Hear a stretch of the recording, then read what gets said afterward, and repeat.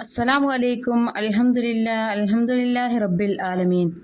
മക്കൾ കാരണം ഒരുപാട് വിഷമതകൾ അനുഭവിക്കുന്ന ഒരുപാട് ആളുകൾ ദുനിയാവിലുണ്ട്.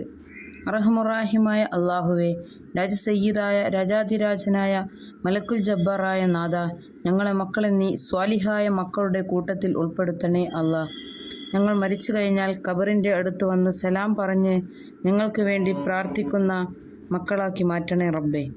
മക്കളെ കൊണ്ട് വിചാരണ വേളയിൽ മാതാപിതാക്കൾക്കെതിരെ പറയുന്ന മക്കളാക്കി മാറ്റല്ലേ റബ്ബേ. ആമീൻ. എല്ലാ ഉമ്മമാരുടെയും ഉപ്പമാരുടെയും വലിയൊരു വിഷമമാണ് പറഞ്ഞാൽ കേൾക്കാത്ത, അനുസരണക്കേട് കാണിക്കുന്ന മക്കൾ, ചീത്ത സ്വഭാവമുള്ള മക്കൾ, ദേഷ്യം കൂടുതലുള്ള മക്കൾ, ഉമ്മമാരുടെയും ഉപ്പമാരുടെയും മറ്റു മുതിർന്നവരുടെയും വാക്കിന് വില കൊടുക്കാത്തവർ. ഇതുപോലെയുള്ള മക്കൾ കാരണം നമുക്ക് കുടുംബക്കാരിൽ നിന്നും അയൽവാസികളിൽ നിന്നും എപ്പോഴും മാതാപിതാക്കൾക്ക് പരാതി കേൾക്കേണ്ടി വരും. ഇതുപോലെയുള്ള മക്കളെ നേർവഴിയിലാക്കാനും നല്ല സ്വഭാവമുള്ളവരാക്കാനും പരിശുദ്ധ ഖുർആനിലെ 3 സൂറത്തുകൾ നമ്മെ സഹായിക്കും.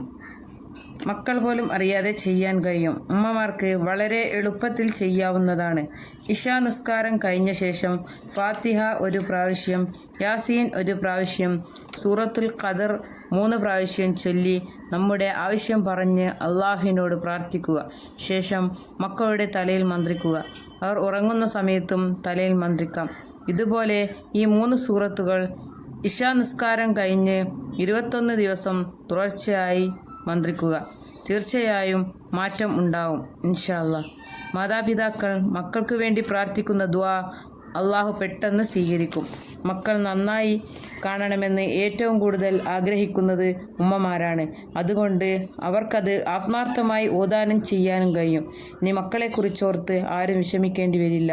അള്ളാഹു എല്ലാ പ്രയാസങ്ങളും മാറ്റിത്തരട്ടെ. ആമീൻ. അസ്സലാമു അലൈക്കും.